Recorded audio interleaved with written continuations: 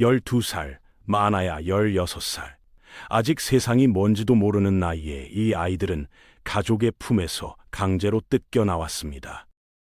그것도 아무도 거부할 수 없는 국가의 명령으로요. 죄목은 단 하나, 너무 예뻤다는 것. 아름다움이 이 소녀들에게는 축복이 아니라 선고였습니다. 황금빛 담장으로 둘러싸인 자금성. 겉에서 보면 세상에서 가장 화려한 곳이죠. 하지만 그 안으로 한번 발을 들이면 평생 다시는 나올 수 없는 새장이었습니다. 그 새장 안에서 수천 명의 여성들이 단 한 사람의 눈에 들기 위해 서로를 짓밟으며 살아야 했습니다. 오늘은 역사책이 조용히 덮어뒀던 자금성 후궁들의 진짜 이야기를 해드리겠습니다. 세상과 완전히 단절된 곳, 자금성의 깊은 내전은 그런 공간이었습니다. 높은 담장 너머로는 바람 소리도 제대로 들어오지 않았고 그 안에서 수천 명의 여성들이 바깥 세상이 어떻게 돌아가는지도 모른 채 하루하루를 버텨냈습니다. 대부분은 궁녀나 시종이었어요. 청소하고 시중 들고 말없이 사라지는 존재들이었죠.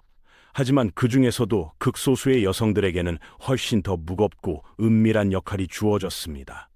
황제의 아이를 낳아야 한다는 것. 그 역할을 부여받은 후궁들은 자유롭게 궁 안을 돌아다닐 수조차 없었습니다. 궁궐 북쪽 철저히 격리된 구역 안에 가둬진 채로 살아야 했거든요. 그 안의 질서는 냉혹했습니다. 꼭대기엔 황후가 있었고 그 아래로 황귀비, 귀비, 빈, 그리고 이름도 없는 수많은 궁녀들이 층층이 쌓여 있었어요. 계급이 곧 생존이었습니다. 어느 위치에 있느냐에 따라 먹는 것도, 자는 곳도, 심지어 다른 사람과 눈을 마주칠 수 있는 권리조차 달라졌으니까요. 감시는 끊임없이 이어졌습니다. 누가 누구와 이야기를 나눴는지, 누가 황제의 시선을 받았는지 모든 것이 기록되고 보고됐습니다. 웃는 것도, 우는 것도 함부로 할 수 없는 곳이었습니다. 이곳은 궁궐이 아니라 정교하게 설계된 감옥이었습니다. 이 잔혹한 시스템은 어느 날 갑자기 생겨난 게 아닙니다. 뿌리는 진나라 시대까지 거슬러 올라가요. 하지만 명나라와 청나라에 이르러서는 그 규모와 정교함이 완전히 다른 차원으로 진화했습니다. 단순한 관습이 아니라 국가가 법으로 강제하는 시스템이 된 거죠. 명나라 시기에는 이미 결혼을 했거나 신체적 결함이 있는 경우를 제외하고 나라 안의 모든 미혼 여성이 의무적으로 간택 과정에 참여해야 했습니다. 거절은 없었습니다. 가난한 집 딸이든 시골 웬 마을 출신이든 예외가 없었어요. 국가가 당신의 딸을 원하면 그냥 보내야 했습니다. 청나라로 넘어오면서 대상은 더 좁아졌습니다.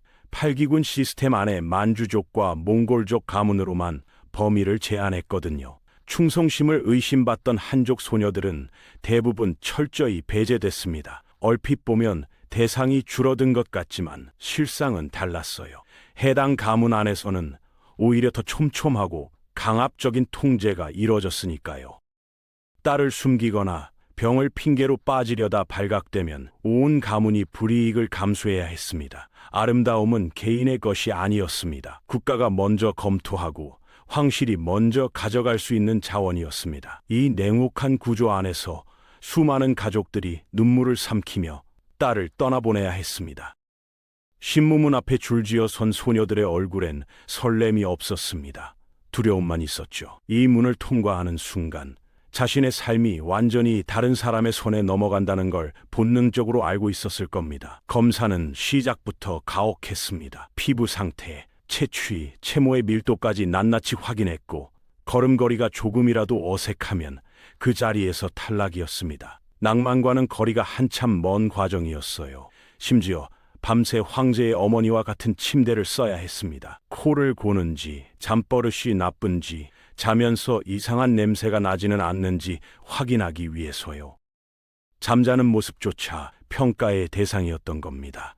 이 첫 관문을 통과한 소녀들에게 기다리고 있는 건 혹독한 교육이었습니다. 걷는 법, 말하는 법, 앉는 법, 절하는 법, 모든 동작 하나하나가 교정 대상이었어요. 서예와 시를 익히고 바둑을 배우고 춤도 연습해야 했습니다. 하지만 이 교육의 목적이 자아를 키우기 위한 게 아니었다는 걸 소녀들도 알고 있었을 겁니다. 살아남기 위한 훈련이었으니까요. 궁궐 안에서 아름다움은 언제든 축복이 될 수도 사형 선고가 될 수도 있었습니다. 단 한 번의 실수, 단 한 번의 어긋난 눈빛만으로도 기회는 영영 사라졌습니다. 이 소녀들은 살아남는 법을 배우고 있었던 겁니다.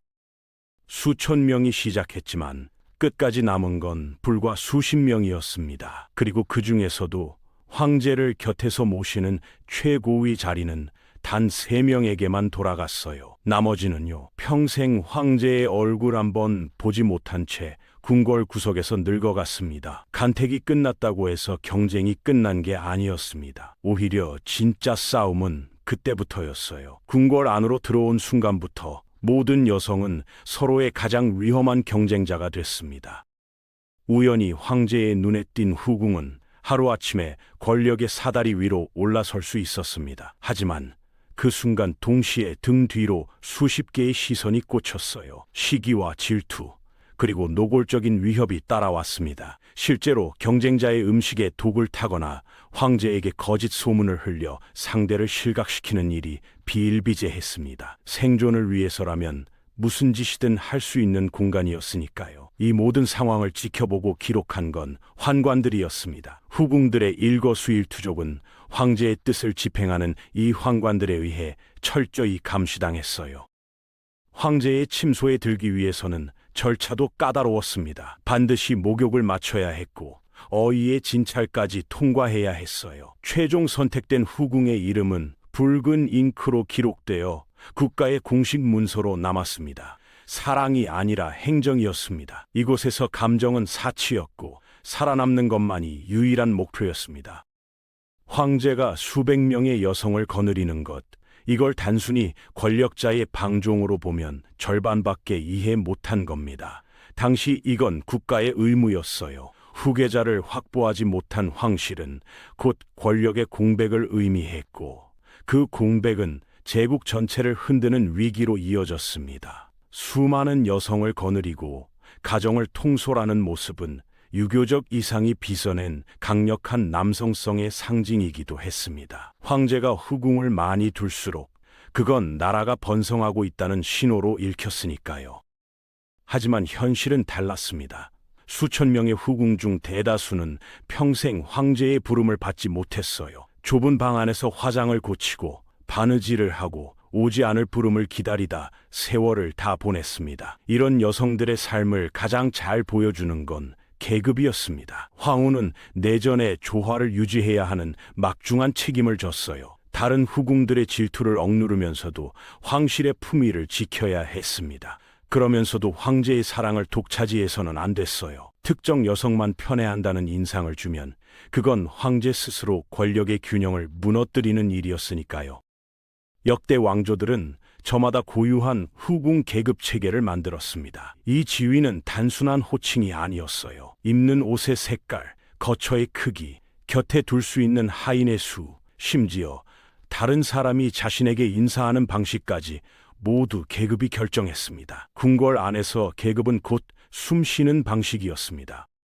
황제가 눈을 감는 순간 후궁들에게는 또 다른 지옥이 시작됐습니다. 화려한 궁궐은 그대로였지만 그 안의 질서는 하루아침에 뒤집혔어요. 평생 황제 한 사람만 바라보며 살았던 여성들이 이제 아무도 필요로 하지 않는 존재가 된 겁니다. 당시 후궁들은 독립적인 인격체가 아니었습니다. 법적으로도 문화적으로도 황제의 개인 소유물로 간주됐어요. 황제가 사라지면 그 소유물의 운명도 함께 결정됐습니다.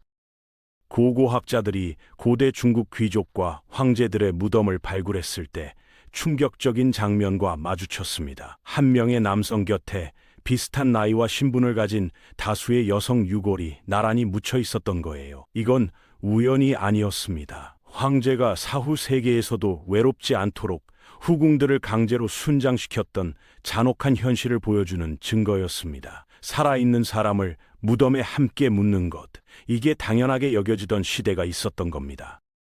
왕조마다 세부적인 풍습은 조금씩 달랐습니다. 하지만 결말이 비극이었다는 사실만은 변하지 않았어요. 어떤 이는 강제로 목숨을 끊어야 했고, 어떤 이는 평생 무덤 곁을 지키는 묘지기로 전락했습니다. 금빛으로 빛나던 자금성은 이 여성들에게 처음부터 끝까지 새 장이었습니다. 들어오는 문은 있었지만 살아서 나가는 문은 없었으니까요.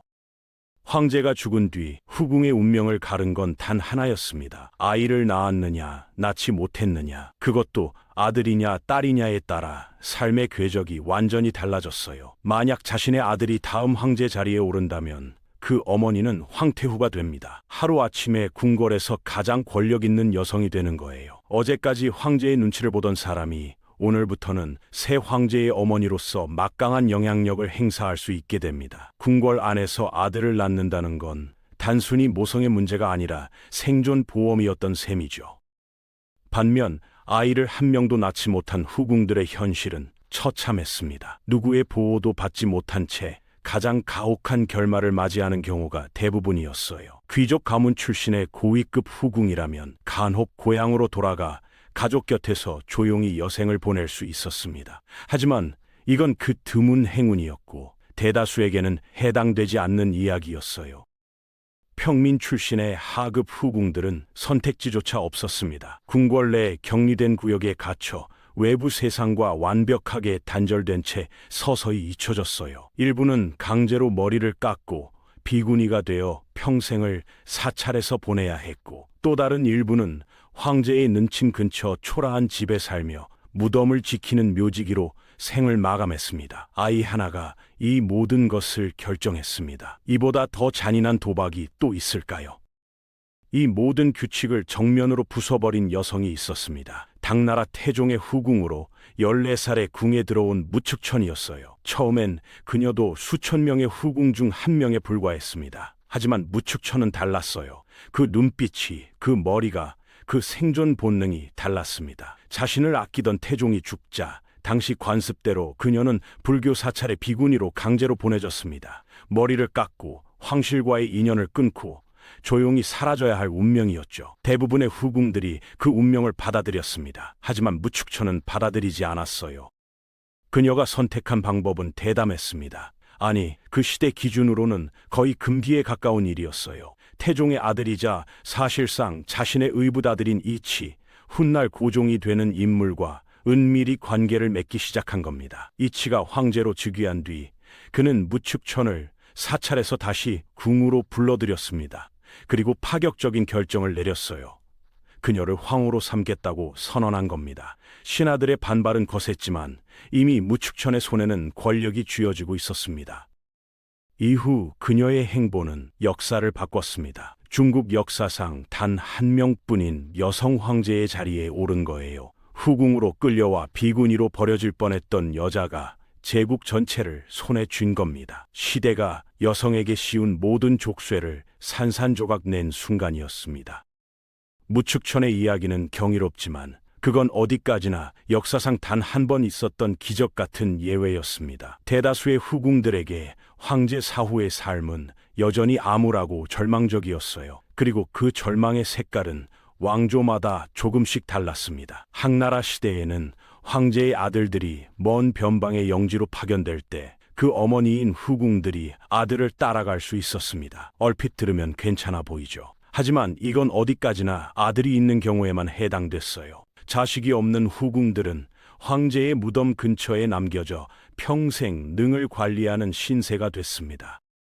심지어 미모가 뛰어난 전대 황제의 후궁이 새로 즉위한 황제의 후궁으로 그대로 흡수되는 일도 있었어요. 사람이 아니라 물건처럼 이어받아지는 거였습니다. 송나라 시대에는 생존한 일부 후궁들에게 명예칭호를 주고 궁에 머물게 하는 자비를 베풀기도 했습니다. 하지만 여전히 많은 이들이 묘지기 임무나 강제 자결을 강요받았어요.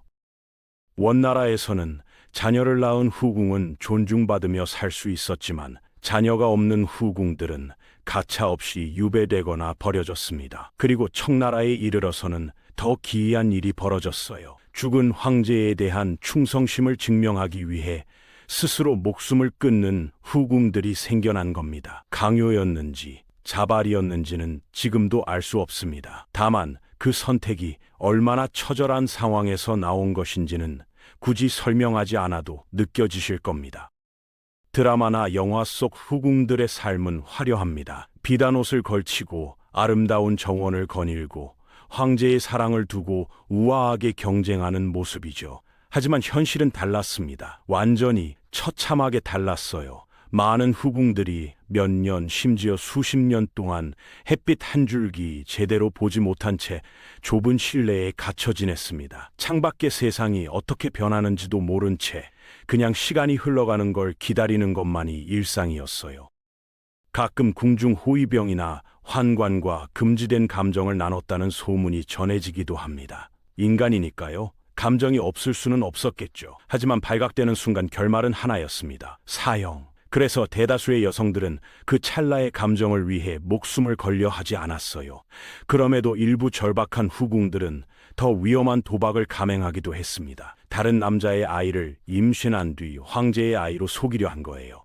성공하면 신분 상승, 실패하면 직결 처형.